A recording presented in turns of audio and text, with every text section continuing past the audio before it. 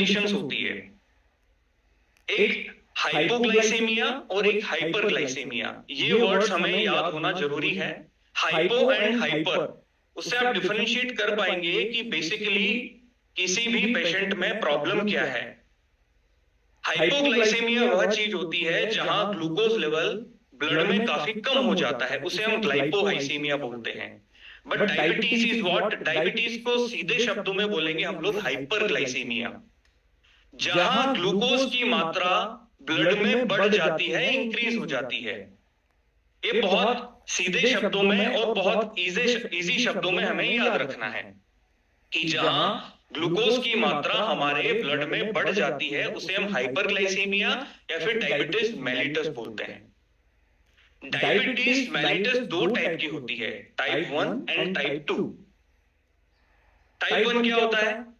जैसा कि सबको पता है कि टाइप 1 डायबिटीज में जो पैनक्रियाज में बीटा सेल्स अवेलेबल होती है वो इंसुलिन का निर्माण करना बंद कर देती है।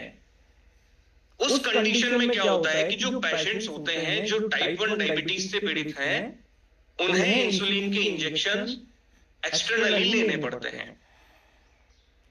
अब ये किनको इफेक्ट करती है?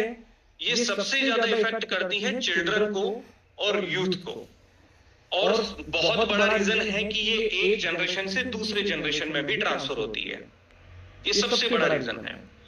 अब हम आते हैं टाइप 2 डायबिटीज पे। टाइप 2 डायबिटीज में क्या होता है, आपके शरीर में इंसुलिन का निर्माण तो बराबर हो रहा है, बट फिर भी ग्लूकोज का लेवल बढ़ा हुआ है। इसके पीछे की क्या रीजन है? इंसुलिन का निर्माण बराबर हो रहा है, बट फिर भी ग्लूकोज लेवल बढ़ा हुआ है। Keep in mind that.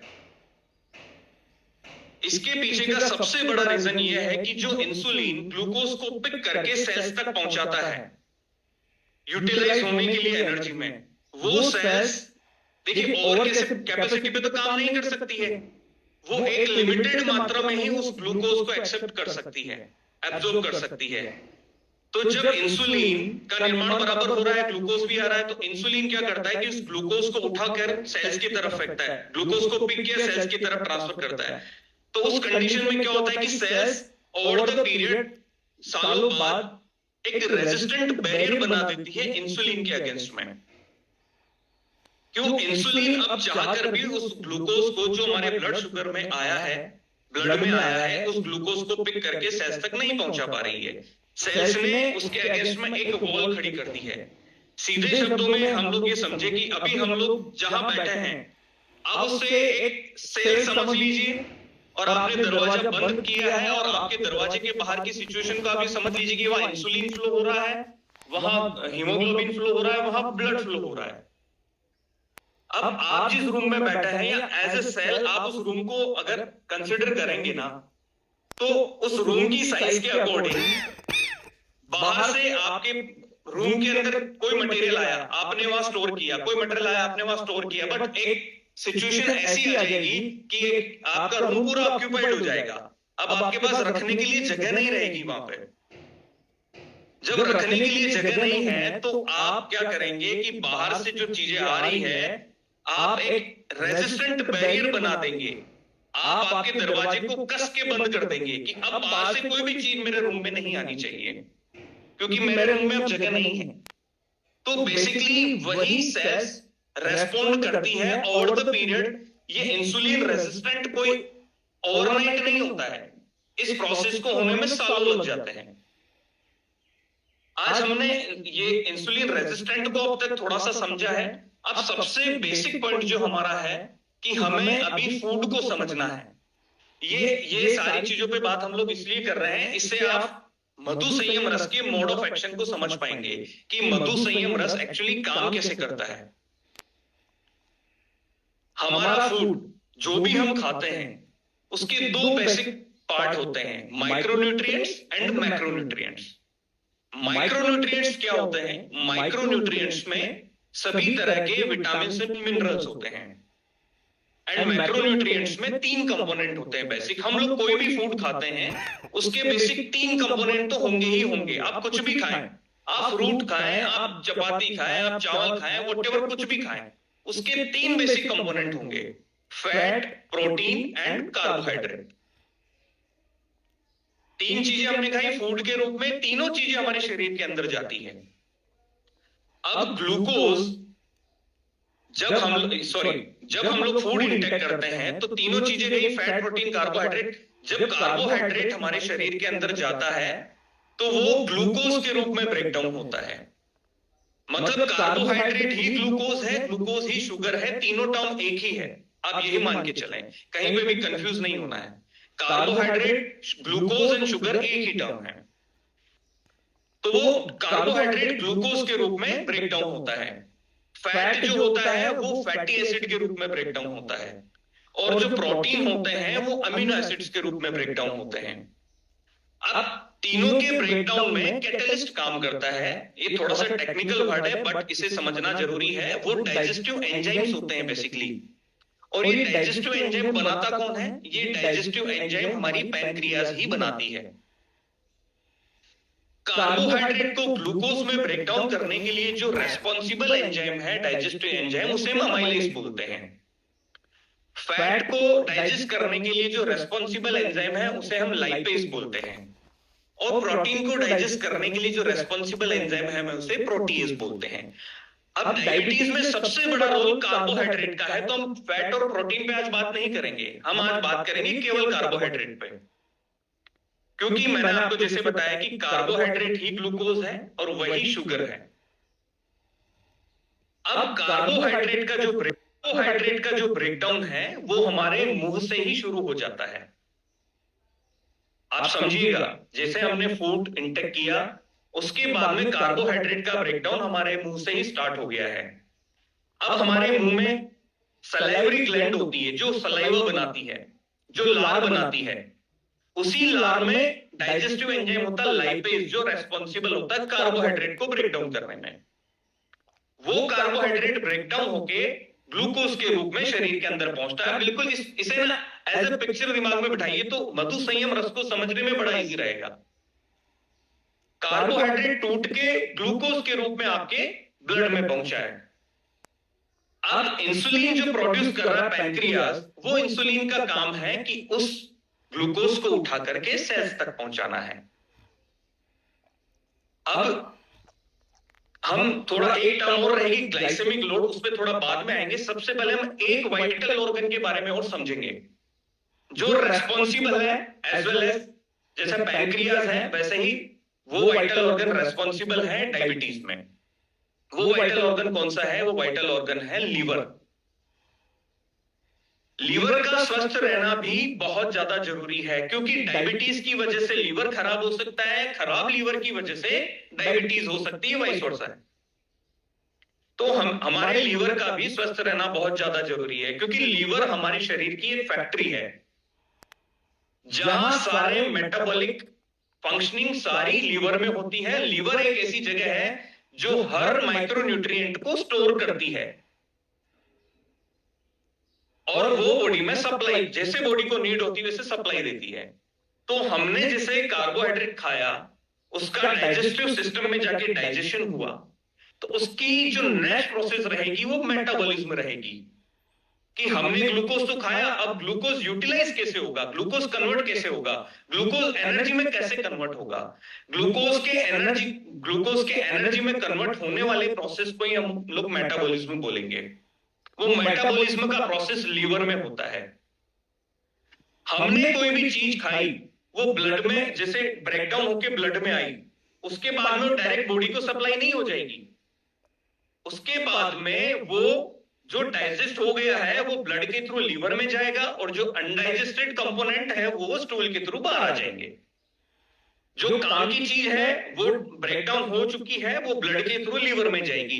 Liver एक ऐसा ऑर्गन है जो सबसे पहले जो भी कंपोनेंट आया है लीवर के अंदर उसे इंस्पेक्ट करेगा, उसे डिटॉक्सिफाई करेगा, उसे मेटाबोलाइज करेगा, उसे ब्रेक डाउन करेगा। इस चीज को बहुत ध्यान से समझना है हमें कि लीवर जो ग्लूकोज या एमिनो एसिड्स ब्रेकडाउन हुए शरीर के अंदर, ग्लूकोज जो ब्रेकडाउन हुआ है डाइजेस्टिव सिस्टम में, अब वो एनर्जी में कन्वर्ट होने के लिए अब लीवर का रोल रहता है। तो लीवर का स्वस्थ रहना भी हमारे लिए उतना ही जरूरी है। अब क्या होता है कि जैसे जैसे अब डायबिटीज होने की बहुत सारी स्टेजेस हैं। जब डायबिटीज होने लगती है और डायबिटीज का पता चलता है किसी पेशेंट को, तब तक तो उसकी 20% आई विजन तो चला गया होता है, और उसके बाद में उसके शरीर में इंसुलिन का रेजिस्टेंट बढ़ने लगता है कि सेल्स ने ग्लूकोज को एक्सेप्ट करना कम कर दिया है, या फिर इंसुलिन के अगेंस्ट में रेजिस्टेंट बैरियर बना दिया है। और कार्बोहाइड्रेट को मैंने समझा है कि कार्बोहाइड्रेट ग्लूकोज में ब्रेकडाउन होके जाता है, इंसुलिन उसे सेल्स तक पहुंचाता है, वो सारी चीजें। अब बेसिकली क्या होता है कि जब हम लोग लेबोरेटरी डायग्नोसिस के लिए जाते हैं तो HbA1c का टेस्ट हम लोग कराते हैं, जिसे ग्लाइकेटेड हीमोग्लोबिन A1c बोलते हैं हम लोग, जो 5 से 7% की रेंज में तो नॉर्मल होता है। हमने प्रॉब्लम को समझ लिया है, क्या इस प्रॉब्लम का समाधान इस प्रकृति में अवेलेबल है, प्राकृतिक रूप से अवेलेबल है, इसे समझना बहुत ज्यादा जरूरी है। सारी समस्याओं का और सारी हेल्थ रिलेटेड जितनी भी प्रॉब्लम्स हैं, उन सभी समस्याओं का समाधान प्रकृति में अवेलेबल है। प्रकृति से यूटिलाइज करना हमें आना चाहिए। हमें पता है कि डायबिटीज में करेला काम करेगा, हमें पता है जामुन काम करेगा, क्योंकि बहुत सारी इंफॉर्मेशन अवेलेबल है, हमें सब कुछ पता है। बट हमें यह पता नहीं है कि जामुन का कौन सा एक्टिव कंपोनेंट काम करेगा। हमें यह पता नहीं है कि करेले का कौन सा एक्टिव कंपोनेंट काम करेगा। हमें यह पता नहीं कि मेथिसीड का कौन सा एक्टिव कंपोनेंट काम करेगा और कैसे काम करेगा। हमें तो लोगों ने बोल दिया कि जामुन खा लो भाई, डायबिटीज में बड़ा बेनिफिशियल है। हमें बोल दिया एलोवेरा पी लो, हमें बोल दिया आंवला पी लो। बट उसके पीछे साइंटिफिक रीजंस क्या हैं? क्या साइंटिफिक इवोल्यूशंस हैं जिसकी वजह से ये सारी हर्ब्स जो मधु संयम रस में यूज हुई है वो बेनिफिशियल है इंसुलिन रेजिस्टेंट को रोकने के लिए, पैनक्रियास की हेल्थ को स्टिमुलेट करने के लिए। उसके पीछे बड़े साइंटिफिक रीजंस हैं। सबसे पहले तो मैं बताना चाहूंगा कि मधु संयम रस को बनाने के लिए हमने ये इंग्रेडिएंट्स ही क्यों यूज किए हैं। इसके पीछे की टर्म को समझिएगा आप, glycemic index and glycemic load. ये बहुत बेसिक टर्म है और सभी को पता होनी चाहिए कि हम लोग कोई भी फूड खाते हैं तो सबका एक जीए इंडेक्स होता है, ग्लाइसेमिक इंडेक्स होता है, और उसमें protein, fat, carbohydrate, fibre and water की मात्रा होती है। ठीक है, उससे हम लोग कैलकुलेशन करते हैं पीएफ वैल्यू का। अब किसी भी इंग्रेडिएंट का ग्लाइसेमिक लोड निकालने के लिए हम लोग यूज करते हैं glycemic index and PF value. अब एक डायबिटिक पेशेंट के लिए एक आइडियल ग्लाइसेमिक लोड कितना होना चाहिए कि उसे इंटेक करना है बीटा सेल्स को भी रीजनरेट करने के लिए? वैसे तो इंफॉर्मेशन बोलती है, साइंस बोलती है कि बिलो 100 होना चाहिए, और हम तो बोलते हैं कि बिलो 25 होना चाहिए, जिससे कि बीटा सेल्स भी रीजनरेट हो, बीटा सेल्स की हेल्थ में इंप्रूवमेंट हो, पैनक्रियास हेल्थ में इंप्रूवमेंट हो। तो वो ग्लाइसेमिक लोड भी 25 से बिलो होना चाहिए। ये बहुत इंपॉर्टेंट टर्म है, क्योंकि हमारी डाइट में जितना ग्लाइसेमिक लोड बढ़ेगा उतनी ही हमारी बीटा सेल्स की ग्लाइसेमिक लोड हैंडलिंग कैपेसिटी कम होती जाएगी, बीटा सेल्स डेड होती जाएगी। जितना कार्बोहाइड्रेट हम लोग मेजर क्वांटिटी में खाएंगे उतना ग्लाइसेमिक लोड हमारे शरीर में जाएगा और बीटा सेल्स की ग्लाइसेमिक लोड हैंडलिंग कैपेसिटी कम होती जाएगी। तो हमें ऐसा क्यों करना है? हमने इस चीज का जो निदान निकाला है कि हमने जो इंग्रेडिएंट यूज किए हैं उनको बहुत साइंटिफिकली इवेल्यूएट किया है कि उनकी ग्लाइसेमिक लोड काफी कम होना चाहिए। उसके बाद में जो हमने आपको जो सारी प्रॉब्लम्स बताई है, और जो एक डायबिटिक पेशेंट खुद समझते हैं कि उनके शरीर में प्रॉब्लम क्या है, कि इंसुलिन ने रेजिस्टेंट बैरियर बना दिया है, सॉरी सेल्स ने रेजिस्टेंट बैरियर बना दिया है, इंसुलिन इनएक्टिव हो गया है, इंसुलिन को उसकी एक्टिविटी बहुत वीक हो गई है ग्लूकोज को पिक करने की, तो glycemic load must be less than 25। तो हमारे जितने भी इंग्रेडिएंट्स हैं उनका ग्लाइसेमिक लोड लेस देन 25 है, जिसे हमने कैलकुलेट किया है with the help of glycemic index and PF value. PF value is the sum of fat, protein and fibre. Fibre जिस इंग्रेडिएंट में होगा उसकी पीएफ वैल्यू भी कम आएगी। अब देखिए हमारे पास जितने भी इंग्रेडिएंट हैं सब रिच सोर्स ऑफ फाइबर है, रिच सोर्स ऑफ फाइबर है, इनमें रिच एंटीऑक्सीडेंट है। अब ये एक अगेन एक टेक्निकल टर्म हम लोग यूज करेंगे, उसे हम बोलते हैं कि पॉलीफिनॉल्स। इन सभी में पॉलीफिनॉल पाया जाता है, वो क्योंकि हमारे शरीर में जो ऑक्सीडेटिव स्ट्रेस होता है उसे कम करते हैं। थोड़ा सा टेक्निकल है अगेन। अब ऑक्सीडेटिव स्ट्रेस क्या होता है कि जो इंसुलिन फ्री फ्लो कर रहा है, जब हमने जो देखा है कि रेटिनोपैथी जो होती है, जो आई की जो सेल्स होती है जो बहुत वीक होती है, ऑलरेडी बहुत थिन होती है, जो फ्री रेडिकल इंसुलिन जो as a free radical flow कर रहा है वो आपकी आई की सेल्स को भी डैमेज कर देता है। तो इस वजह से रेटिनोपैथी होती है। तो फ्री रेडिकल्स को स्टिमुलेट करना, उन्हें कम करना, ऑक्सीडेटिव स्ट्रेस को कम करना, उसके लिए हमें क्या चाहिए? एंटीऑक्सीडेंट चाहिए। ये सारे ingredients rich source of antioxidants हैं। जैसा कि मैंने आपको बताया कि हमने ये सारे इंग्रेडिएंट्स नॉर्मली नहीं पिक कर लिए हैं, हमने इनको स्टडी किया है और हमने इनके इफेक्ट्स को देखा है कि इनके जो एक्टिव कंपोनेंट है, जो फाइटोमॉलिक्यूल्स है, जो फाइटोन्यूट्रिएंट्स हैं, वो कैसे काम करते हैं डायबिटीज के लिए, इंसुलिन रेजिस्टेंट में। जैसे सबसे पहला इंग्रेडिएंट हम लोग पिक करें तो जामुन। जामुन का जो एक्टिव कंपोनेंट है वो जंबोसाइन है एंड एंथोसाइनिन है। ये क्या करता है? इसका जो एक्टिव कंपोनेंट होता है वो हमारी सलाइवा में, जो मैंने आपको पहले बताया था कि हमारी सलाइवा में एक डाइजेस्टिव एंजाइम बनता है, उसे हम अमाइलेज बोलते हैं, जो कार्बोहाइड्रेट को ब्रेक डाउन करता है। जामुन का वही एक्टिव कंपोनेंट उसी अमाइलेज को ब्लॉक कर देता है। उसको ब्लॉक करने से क्या होता है कि कार्बोहाइड्रेट का ब्रेकडाउन बहुत स्लो हो जाता है और बहुत स्लो रेट पे वो ग्लूकोज में कन्वर्ट होता है। जब आपके शरीर में ग्लूकोज कम मात्रा में जाएगा तो इंसुलिन को भी उतना ही काम करना पड़ेगा, और इंसुलिन उतना ही ग्लूकोज उठा के सेल तक बनाए, तो धीरे धीरे सेल्स अपना रेजिस्टेंट बैरियर खत्म करेगी इंसुलिन को लेकर। कि सारा जो काम है कि हमें कार्बोहाइड्रेट के ब्रेकडाउन को स्लो डाउन करना है। ये एक साइंटिफिक इसके पीछे रिसर्च है कि जो हम लोग खा रहे हैं, जो हम लोग इंटेक कर रहे हैं, उस कार्बोहाइड्रेट के ब्रेकडाउन को बड़ा स्लो डाउन कर देना है। ग्लूकोज कम मात्रा में जाएगा, इंसुलिन उसे पिक करेगा और सेल्स तक पहुंचाएगा। सेल्स के पास भी उसकी कैपेसिटी के अकॉर्डिंग ही ग्लूकोज पहुंच रहा है, तो सेल्स अपना रेजिस्टेंट बैरियर धीरे धीरे धीरे धीरे कम करती जाएगी। तो आपके ब्लड में जो शुगर का लेवल आपको अभी दिख रहा है वो धीरे धीरे धीरे धीरे कम दिखेगा। ओवर द पीरियड हो सकता है 15 दिन में कम दिखे, हो सकता है 30 दिन में कम दिखे।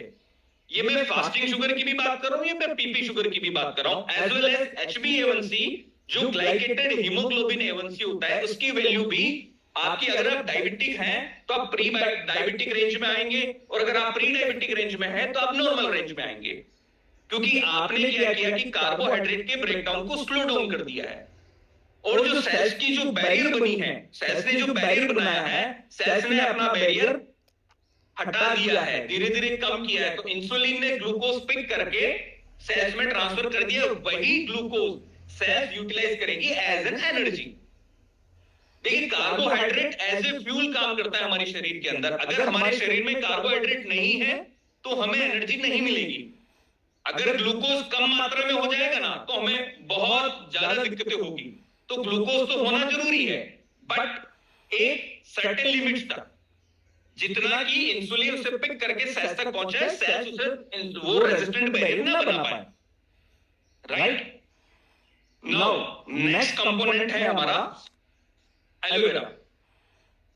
एलोवेरा में जो एक्टिव कंपोनेंट होते हैं वो पॉलीसैकेराइड्स, ग्लूकोमेनन, एसमेनन, ये भी एंटीऑक्सीडेंट होते हैं, और ये भी आपके ग्लूकोज लेवल को मामला हमने सबने सुना है, हमें पता है, हर व्यक्ति को पता है कि it's a rich source of vitamin सी।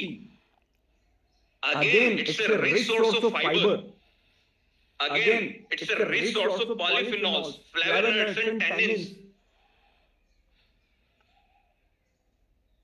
जो टैनिन कंटेंट है, हमने आंवला यूज किया है, बट आंवला का जो एक्टिव कंपोनेंट है, फाइटोन्यूट्रिएंट है, हमने टैनिन यूज किया है। क्यों उसी टैनिन का यूज है कि वो अगेन कार्बोहाइड्रेट के ब्रेकडाउन को स्लो डाउन करेगा और इंसुलिन को स्टिमुलेट करेगा, पैनक्रियास को स्टिमुलेट करेगा, उसी ग्लूकोज को पिक करके सेल्स तक पहुंचाएगा। सेल्स धीरे धीरे अपनी एक्टिविटी बहुत अच्छे से इंसुलिन के अगेंस्ट में करेगी, इंसुलिन को अच्छे से रेस्पॉन्ड करेगी और इंसुलिन अच्छे से ग्लूकोज को सेल्स तक पहुंचा पाएगा। वो ग्लूकोज यूटिलाइज होकर एनर्जी में कन्वर्ट होगा। तो सारे कंपोनेंट इसी तरीके से काम करते हैं। अगेन नेक्स्ट जो कंपोनेंट है हमारा मेथिसीड। मेथिसीड में सॉल्युबल फाइबर होता है और इसका एक्टिव कंपोनेंट ट्राइगोनेलिन होता है। ठीक है, यह भी आपके डाइजेस्टिव सिस्टम को या डाइजेस्टिव प्रक्रिया को थोड़ा स्लो कर देता है, ब्लड शुगर को धीरे धीरे कम करता है। टाइप 2 डायबिटीज में हम समझ रहे हैं ना कि इंसुलिन रेजिस्टेंट बन चुका है, तो वो सारी प्रक्रियाओं पे ये सारे इंग्रेडिएंट काम करते हैं। तो हम मधु संयम रस में एक आम इंग्रेडिएंट नहीं ऐड करके हमने फाइटोन्यूट्रिएंट्स ऐड किए हैं, फाइटोमोलिक्यूल्स ऐड किए हैं, जो बहुत अच्छे तरीके से एक्टिवली रेस्पॉन्ड कर सके, एक्टिवली सेल्स को उस तरीके से बूस्टअप कर सके कि वो ग्लूकोज को एक्सेप्ट करे और अपना इंसुलिन रेजिस्टेंट बैरियर को खत्म करे। यही फाइटोमोलिक्यूल्स आपको शरीर में ऑक्सीडेटिव स्ट्रेस को भी कम कर रहे हैं और बाकी जो दूसरी प्रॉब्लम्स भी हो रही है लीवर के स्वास्थ्य को भी अच्छे से बना के रख रहे हैं। राइट, अब हमने ये कर ली सारी थ्योरेटिकल बातें, ठीक है। इसके पीछे एविडेंस क्या है? थ्योरेटिकल बात नहीं है, वैसे तो नॉर्मली जो मार्केट में चल रहा है वो ऐसे चल रहा है कि हमने आमला डाल दिया, मेथी डाल दिया, ये डाल दिया, बट हमने तो सारे फाइटोन्यूट्रिएंट्स डाले, फोड़चोड़ डाले। अब ये सारी बातें तो हमने कर ली, अब इसके पीछे का एविडेंस क्या है हमारे पास में? सर एविडेंस तो पेपर पे आते तभी सब लोग ट्रस्ट करते हैं ना सर, जब लोगों को फायदा पहुंचता है तभी ट्रस्ट होता है ना सर। तो हमने 90 डेज का क्लिनिकल ट्रायल कंडक्ट करा है 70 पेशेंट्स पे। 70 पेशेंट्स पे सिंगल आर्म क्लिनिकल ट्रायल हम लोगों ने रन करा है। ये प्रोसेस काफी टाइम से चल रहा है हमारा। हमने इंटरनल ट्रायल्स भी रन किए हैं, हमने क्लिनिकल ट्रायल्स भी रन किए, जो रैंडम पेशेंट्स हम लोगों ने पिक किए हैं, जिन्हें हम नहीं जानते हैं, वो रैंडम पेशेंट्स इंडिया के हर कोने से हम लोगों ने पिक किए हैं, सैंपल्स गए हैं और क्लिनिकल ट्रायल के ये सारा एक CTRI के अंडर में सारा रजिस्ट्रेशन हुआ है और क्लिनिकल ट्रायल कंडक्ट कराया हम लोगों ने।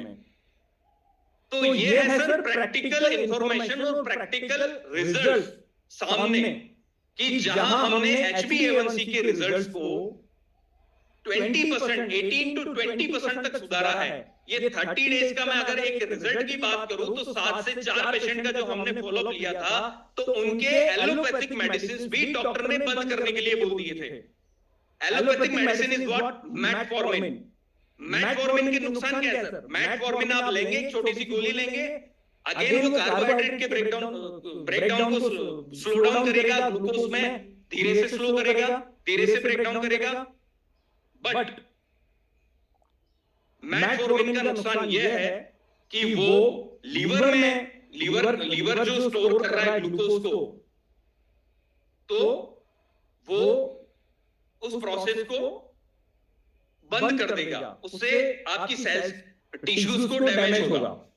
हम ये किसी को 18 to 20% तक कम किया है, हमने फास्टिंग प्लाज्मा को 26% तक कम किया है और हमने पीपी ग्लूकोज को 32% तक कम किया है, जो कि अपने आप में बहुत अच्छे और जबरदस्त रिजल्ट्स हैं। और यह 90 दिनों तक चलने वाला क्लिनिकल ट्रायल था, जिसमें किसी भी पेशेंट को कोई साइड इफेक्ट नहीं हुआ। इवन उनकी लाइफस्टाइल में बहुत सुधार हुआ, उन्होंने भी कुछ चेंजेस किए। देखिए, सबसे पहली चीज, पहला पॉइंट ये कि food is the first line of health care. अगर हमारा फूड अच्छा होगा तो हम लोग और हमारी लाइफस्टाइल अच्छी होगी तो हम लोग किसी भी बीमारी से निजात पा सकते हैं। तो एक बेसिक नॉलेज और एक डिसिप्लिन, वो अगर हम लोग फॉलो करेंगे तो हम किसी भी बीमारी से, कोई भी बीमारी उससे निजात पा सकते हैं। प्रॉपर नेचुरल मेडिकेशंस हमारे लिए बहुत ज्यादा जरूरी है।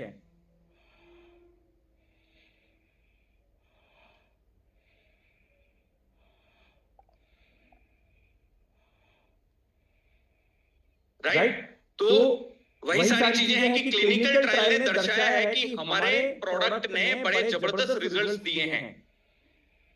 ये सारा हमने आपको बताया। अभी इसके बाद में कोई भी क्वेश्चन हो तो आप पूछ सकते हैं।